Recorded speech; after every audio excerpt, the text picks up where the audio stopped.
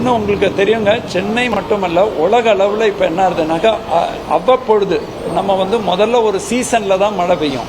இப்போ வந்து என்ன ஆகிடுறதுனாக்கா சவுத் வெஸ்ட்டில் நமக்கு சற்று குறைவாகவும் நார்த் வெஸ்ட்டில் தான் ஜென்ரலி மழை பெய்யும்.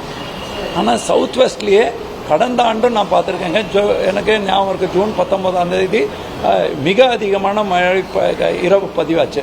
அதே மாதிரி அண்மை காலங்களில் நீங்கள் பார்த்தீங்கன்னாக்கா திடீர்னு ஒரு கடந்த வாரம் தேனாம்பேட்டை ஜோனில் 4.6 சென்டிமீட்டர் மழை. ஸோ அதுவும் ஒரு 1.5 மணி நேரத்துக்குள். இதுதான் நமக்கு ஒரு சவாலாக இருக்குது. நம்மளோட கோர் ஏரியாவில் ஏற்கனவே தலைமை செயலர் மற்றும் மேயர் மற்றும் நம்மளோட உள்ளாட்சித்துறை அமைச்சர்லாம் தொடர்ந்து இதை ஆய்வு பண்ணிட்டு இருக்காங்க. இப்போ இந்த தேர்தல் முடிந்த பிறகும் தேர்தல் நடந்து அந்த நேரத்திலும் இந்த பணிகள் நம்ம தொடர்ந்து பார்த்துட்டு இருந்தோம். எங்களுக்கு சவாலான பகுதி வந்து பல்வேறு 11 வகையான துறைகள் சாலை வெட்டு பணிகள் நடக்கிறாங்க. குறிப்பாக நாங்கள் 2 பார்த்துருக்கோங்க. ஒன்று வந்து இந்த தாழ்வான பகுதிகளில் ஏற்படக்கூடிய பிரச்சனை, அதுக்கு தேவையான மழைநீர் வடிகால்கள் கோர் ஏரியாவில் முடிச்சிருக்கோம். கொசத்தலை ஏற்படுத்த வரைக்கும் ஒரு 70%, 72 விழுக்காடு முடிச்சிருக்கோம் வட சென்னை பகுதியில். அதெல்லாமே அதற்கு முடிவுக்கான நாட்கள் 24 கடைசியில் 25.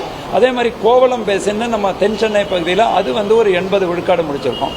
அது இல்லாமல் நம்ம எக்ஸ்டெண்டட் ஏரியாவில் பழங்கால மேசனரி ட்ரெயின்ஸு இல்லையா பாழடைஞ்ச ட்ரெயின்ஸு கெப்பாசிட்டி இல்லாமல் இருக்குது. அதை ரீப்ளேஸ் பண்ணுறதுக்கு இந்த ஆண்டும் அந்த பணிகள் எடுத்துக்கொள்ளப்படும்.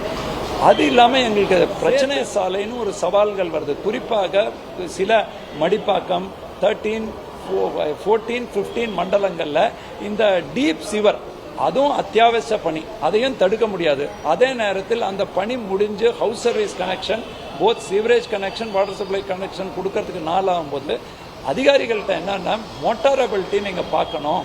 அதில் வந்து மழை பெஞ்சவுடன் சேத்து சாலையாக இருக்கும்போது நிறைய பிரச்சனைகள் பொதுமக்களுக்கு இருக்குது. வளர்ச்சி பணிகளும் நடக்கணும். அதே நேரத்தில் அந்த சேரை முழுமையாக உடனடியாக அகற்றுவதற்கு அந்த மாதிரி சொல்லியிருக்கோம். கடைசியாக நமக்கு சுகாதார ஆங்கிள்லையும் நம்ம முடிக்க விட வேண்டிய கட்டாயம் இருக்குது. ஏன்னா இந்த காலகட்டத்தில் உணவு மற்றும் தண்ணியால் ஏற்படக்கூடிய நோய், அது மட்டும் இல்லாமல் கொசு, இந்த நல்ல தண்ணியில் வரக்கூடிய ஏடிஸ் மற்றும் எனாஃபிலிஸ் கொசு ஒரு பக்கம் இருக்க, இங்கே சாக்கடை தண்ணியில் உருவாக்கக்கூடிய ஆர்மிஜெரஸ் மற்றும் கியூலக்ஸ் மஸ்கிட்டோ, எந்த கொசுவாக இருந்தாலும் அந்த கொசு கடியை தவிர்ப்பதற்கு அதை வந்து முடுக்கி விட்டுருக்கோம். வருஷம் பருவமழைக்கு முன்னாடி நம்ம பணிகளை முடிச்சிருக்கோங்கிறது சொல்கிறோம். இப்போ பர்சன்டேஜில் சொல்கிறோம், 99% சிட்டிக்குள்ள முடிச்சிட்டோம்னு சொல்கிறோம். கோவளம் பேசின் மற்ற லாங் டர்ம் ப்ராஜெக்ட் எல்லாத்தையும் சொல்கிறோம். ஆனால் எந்த இடத்துல என்ன பணிகள் முடிஞ்சுங்கிறது மக்களுக்கு வெளிப்படையாக தெரிய மாட்டேங்குது. டெஃபினட்டா மாநகராட்சி இந்த முறை எந்தெந்த பகுதிகளில் என்ன பணிகள் முடிவுற்றிருக்கு அப்படிங்கிறத அறிவிக்குமா சார்? டெஃபினட்டாக அதை அறிவிப்போங்க. செகண்ட், உங்கள் எல்லாருக்கும் சொல்கிறோங்க, எல்லாருமே இதை கணக்கீடு மாதிரி பார்க்குறாங்க. இப்போ மழைநீர் வடிகால் பணிகள் தொடர்ந்து ஃப்ரெஷ்ஷாக கூட இப்போ கடந்த முறை ஒரு 249 கோடி ரூபாய்க்கு கோர் ஏரியாவில் எடுத்தோம். ப்ரியாரிட்டி ஒர்க்ஸ்னு மழை பெய்த பிறகு மறுபடியும் தொடங்கினோம்.